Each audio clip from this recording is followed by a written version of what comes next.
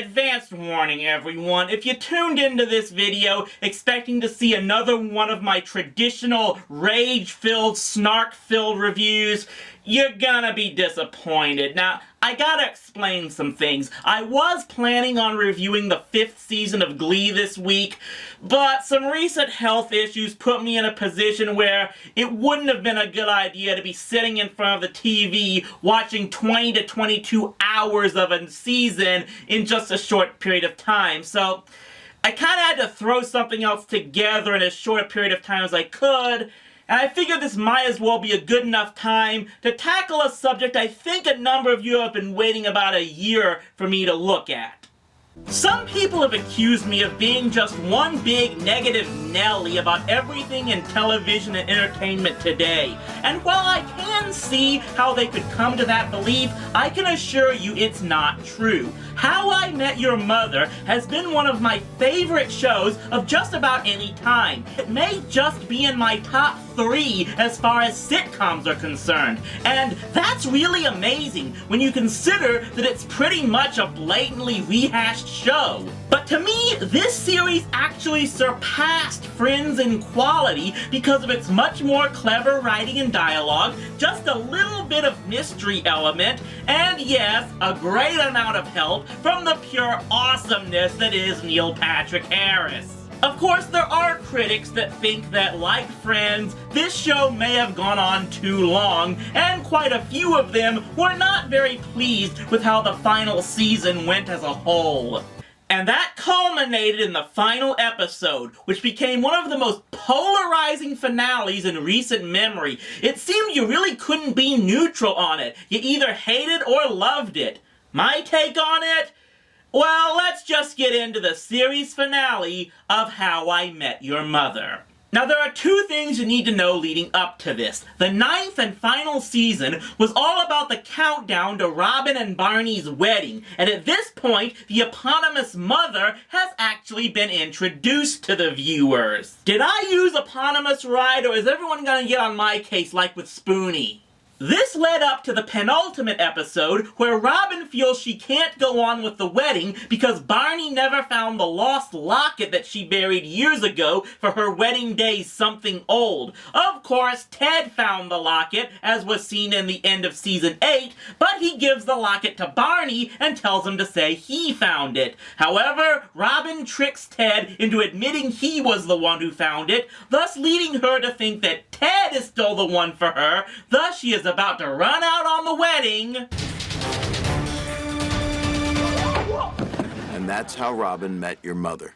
Meanwhile, Barney had been trying to right his vows when he calls out Marshall and Lily for pretty much breaking all of theirs, but realizes they're still the best couple he knows. So he finds Robin and declares his only vow is to forever be honest with her. Then he proves it by admitting Ted found the locket, which convinces her to go ahead with the wedding, which leads into the actual finale, Last Forever. After a brief flashback to the 1st season, the episode fully begins at the wedding reception, where Ted is preparing for his new job in life in Chicago when he sees...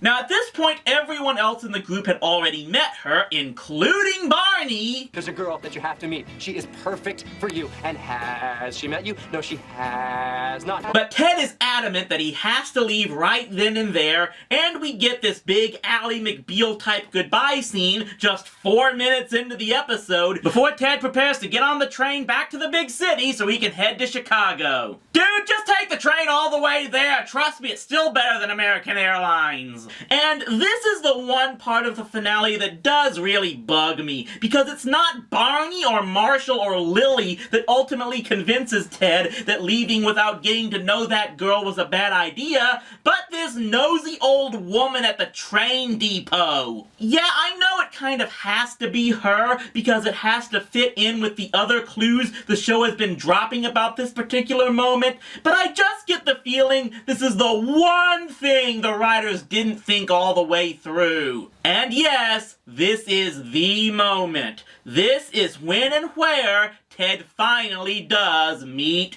her. And how does this fateful meeting ultimately go?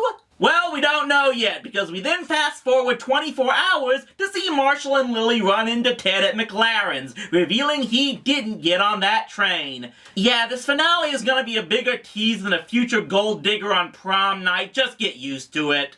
And also get used to the fast forwarding, because this is a time jumping episode, as we then move to the future of 2015, where Robin and Barney have been traveling the world, since Robin is now a worldwide news reporter, and Ted and she are preparing to get married in France. But she suddenly says they can't get married at the planned date because, yep, it's now revealed that Ted's firstborn was kinda born out of wedlock. And yeah, these writers are doing this on purpose. Jump ahead to 2016, where Marshall is trying to deal with being a corporate lawyer again, Lily's pregnant again, and it's revealed that Robin and Barney got divorced. Now, I should point out that I didn't get to watch this episode until sometime after it first aired, and while I managed to avoid major spoilers, I still had pretty much gotten the sense that Ted was going to end up with Robin in the end. So I don't know if everyone else who watched this episode in its original run saw it with the same feeling that I had, since I kind of had some small hint that they didn't. But yeah, the dots are already starting to fall into place to be connected. But here's the thing, it's all set up to make you think you're about to see some traditional bad, overused sitcom story for the ending,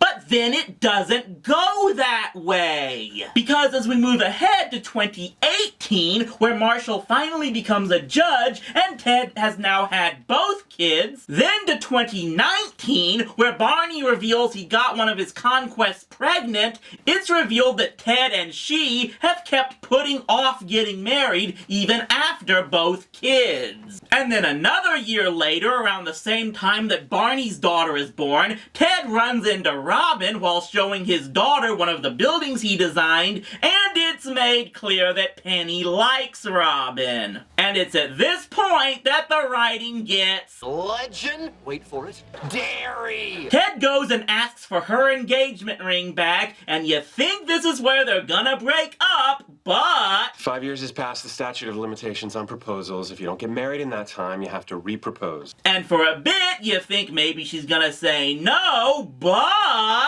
Yes.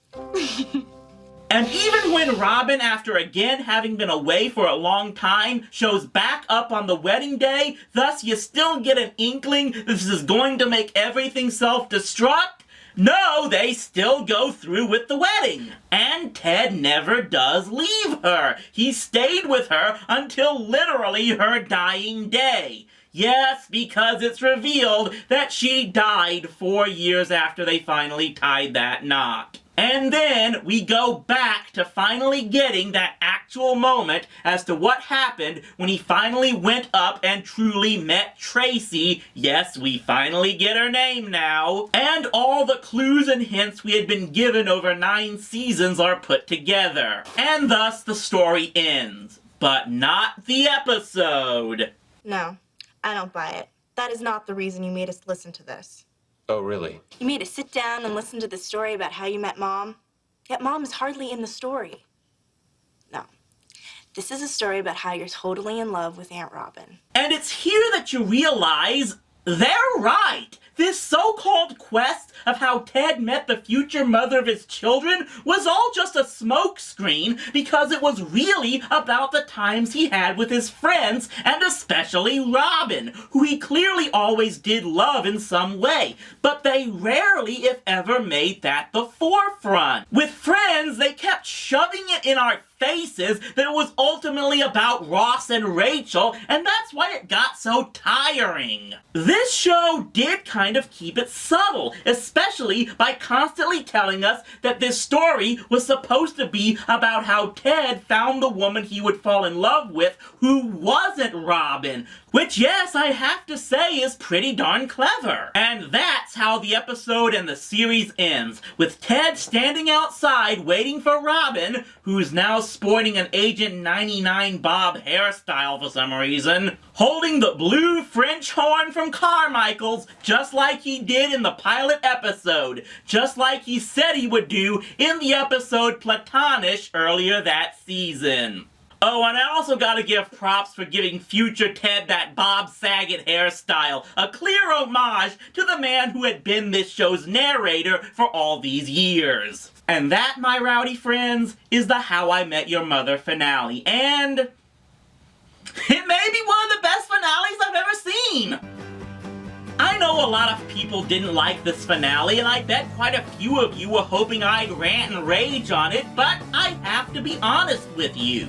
It did a really good job tying up everything that the show's story had been dropping hints at and leading up to, and I think it did perhaps the best job at trying the near impossible task, satisfying as many people as possible. There were definitely fans that wanted Ted and Robin to get together in the end, and there were those that wanted Robin and Barney, and thus they looked for a way that would make both happen in some form. Did it work in pleasing everyone? Clearly no, but I gotta give them credit for trying as best as possible. Looking back at all the seasons and episodes, this might be the most brilliantly written sitcom ever. Maybe Carter Bays and Craig Thomas didn't have an exact plan from the beginning, but they at least respected what they built over these years and found a way to put it all together for the big finish. At least they put effort into it, and sometimes from writers, that's all you can really ask for. So no, the How I Met Your Mother finale does not suck.